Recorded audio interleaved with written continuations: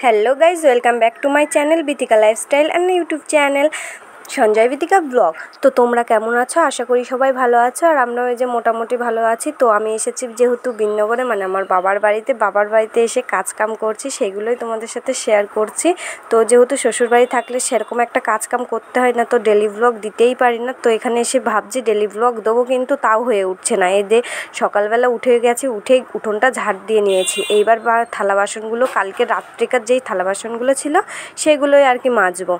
তো এই থালা বাসন মাজতে মাজতে আমার মেয়ে আবার উঠে গেছে, জানো তো। সে তাড়াতাড়ি করে মাজছি, সে তাড়াতাড়ি করে আবার গেলাম, না হলে খাটের থেকে পড়ে যাবে। আগে একদিন না পড়ে গিয়েছে, জানো তো। সেই জন্যই এখন ভয় হয়ে গিয়েছে, উঠলেই চলে যায়, আর একজন তো থাকেই ওর কাছে। তো এখানে রাত্রিকার সমস্ত থালা বাসন আছে, মানে রান্নাঘরের, আর হচ্ছে আমরা যেগুলো আর কি খেয়েছিলাম সেইগুলোও আছে। আর এই যে প্রেশার কুকারটা মেয়ের খাবার রান্না করি বলে সেই জন্য প্রত্যেক দিনই থাকে। আর এই দেখো আমার মেয়ে উঠে গেছে, বললাম না উঠে গেছে। এদিকে মা মা করে ডাকছে, আর উঠে চুপ করে বসে আছে এখানে, দেখো। তাও এক বাচ্চা, না হলে তো পড়েই যেত।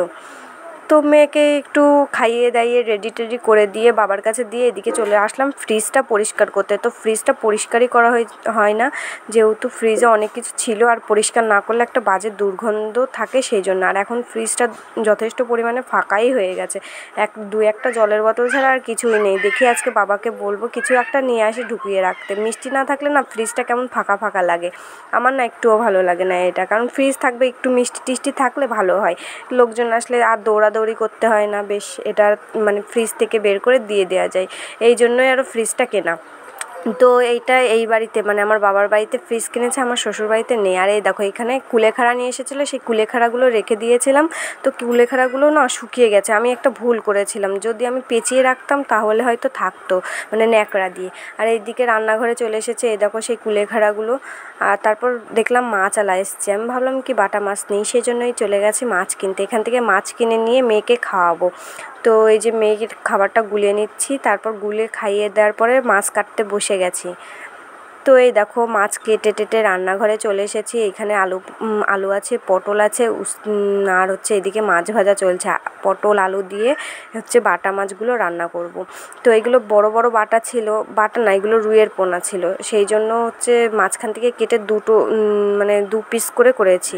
আর এইদিকে আমার গায়ে এত ঘাম, যেহেতু খুব গরম পড়েছে, এত ঘাম, তাও আমার মেয়ে আমাকে আদর করছে, এই জিনিসটা আমার খুব ভালো লাগে। এরা দেখো কত মানে স্বচ্ছ হয়, যে হচ্ছে মা বাবা সে যতই নোংরা থাকুক না কেন এরা পরিষ্কার করে। তো এই মেয়ের আদর কোনো কাজই পারতাম না, মানে বিয়ের আগে তো কোনোদিন কোনো কাজ করিনি, বিয়ের পরে টুকিটাকি কাজ করেছি।